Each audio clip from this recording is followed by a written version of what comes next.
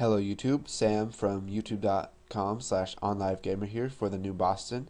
In this tutorial we're going to be taking a look at simple math operators. So let's go ahead and get started. We're going to come up here into our code and we're going to start off by declaring a variable. Now we're going to want to make an integer. So we'll do num1 as integer and we'll go ahead and set that equal to 5, or here. Let's not set that equal to anything yet. So we'll do num1 equals 5 plus 5. So now if we come down here and print out num1 on the console, it's going to give us the output of 10. What we can also do is use the parameters of writeLine to add numbers to num1. So what I mean by this is, let's say we have num1, we want to print out num1 plus 5. So when we run this, we should get 15. Now if we come up here, we can also subtract 5. So num1 equals 5 minus 5. That's going to give us the value of 0. And now if we print that out, let's go ahead and take this out. If we print that out, here we get 0. We can also do division. So to divide in Visual Basic, and this is the same throughout mostly all languages, you're going to use the /. So if we divide 5 by 5, we're going to get the value 1. And to multiply, you just use the asterisk. So 5 times 5 is equal to 25. Right there. And now we can also do the power. So 5 to the power of 2 is going to equal 25. And if we do 5 to the power of 3, we're going to get, 125. So here we go, 125 right there. Now what we can also do is what's called modulus.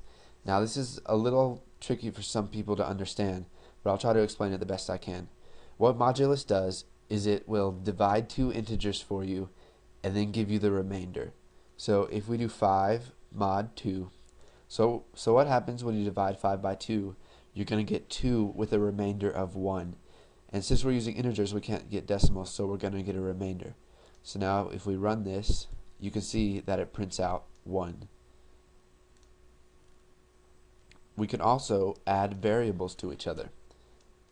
So if we declare num1 as an integer and we set it equal to 4, we can declare a second variable. Let's call this one num2, and we'll create an integer and we'll set it equal to 8. And now if we print out num1 plus num2, it's going to give us the value of 12.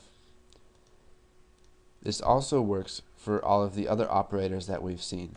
We can multiply them together, which will give us the value of 32.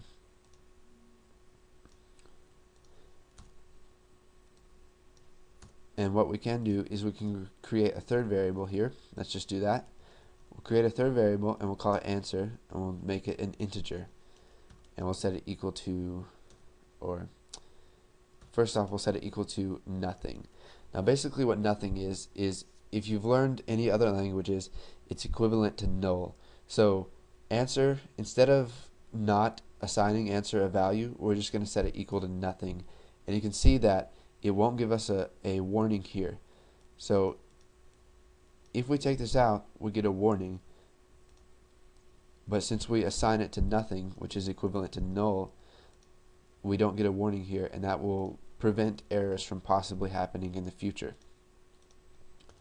So then down here, we'll just type answer equals num1 divided by num2. Now, in our case, in this program, we didn't have to set this equal to nothing, but I just wanted to throw that in there so you guys would know what it is and be able to use it later on in your programs. So answer equals num1 divided by num2. So if we write out answer, we are going to get 0. So if you do 4 divided by 8, you get a decimal number, and since integers can't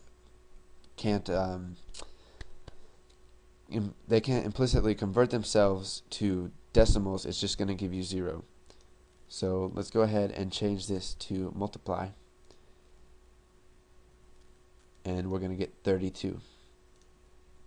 Now, since before we got 0 by dividing them by each other, I'm going to show you how to fix this. What we're going to do is, instead of making them integers, we're going to make them doubles. Or here. We don't have to make those doubles. We can make the answer a double. So now, since our answer can have decimal numbers, if we divide num1 by num2, we will get 0.5. So take a look at some of these math operators. Play around with them with doubles, integers. You can use a byte, you can use a long, you can use anything. Just play around with these math operators, get used to them, and then once you've got that down, go ahead and move on to the next tutorial. And thanks for watching. Don't forget to comment, like, and subscribe.